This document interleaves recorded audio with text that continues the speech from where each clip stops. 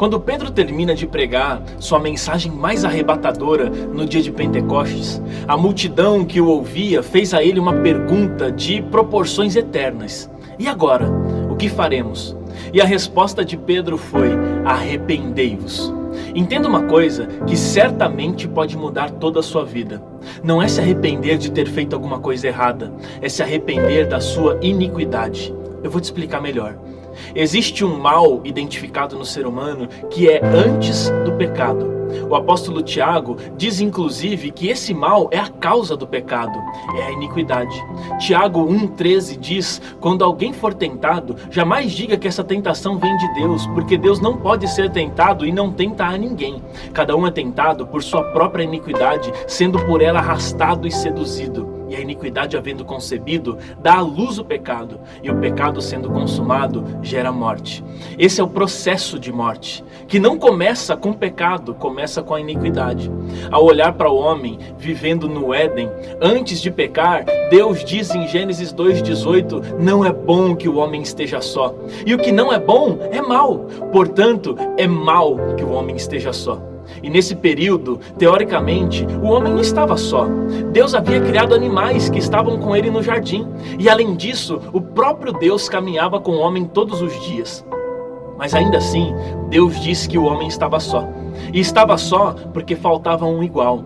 Quando o homem se relaciona com Deus, ele se relaciona com alguém superior. Portanto, a relação sempre será de dependência. O homem depende de Deus para viver. Quando ele se relaciona com um animal, a relação é de natureza distinta e, portanto, não é completa. Quando Deus cria outro semelhante, o homem tem a possibilidade de se relacionar plenamente, sem necessidades ou dependências e com alguém da mesma natureza que ele. Por isso que quando o homem opta pela individualidade, tudo desmorona. E esse é o mal antes do pecado. Então, do que eu devo me arrepender?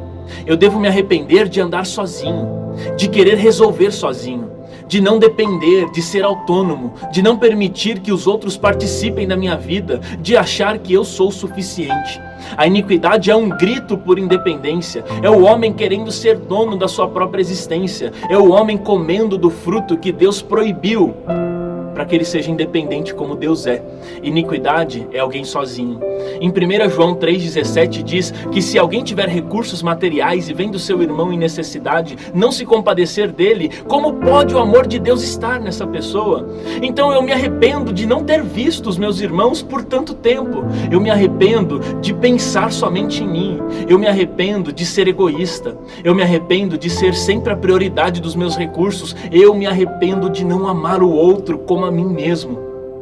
Durante tanto tempo, eu só tive olhos para mim mesmo. Mas agora que eu estou arrependido, eu quero perceber você, me preocupar com você, me entregar por você. Por isso que Jesus disse que aquele que tentar salvar a sua vida, perdê-la-á. Porque está pensando apenas em si, e quem pensa apenas em si, está perdido. Quando Pedro diz, cheio do Espírito Santo, arrependei-vos, não é só se arrepender das coisas que te prejudicou, não é se arrepender só de erros. Talvez você precisa se arrepender de muitos acertos, coisas que foram feitas certas, mas que deixou rastro de pessoas feridas no caminho, coisas aparentemente boas, mas que no fim não contemplava os seus irmãos, apenas você. Talvez os seus maiores pecados estejam nos seus maiores acertos. Porque quando as coisas dão certo, você começa a pensar que é por você, com o seu braço, porque você é bom, porque você é forte. Então você passa a pensar que se garante, e isso é iniquidade. Arrependa-se, perdoa, peça perdão e se entregue.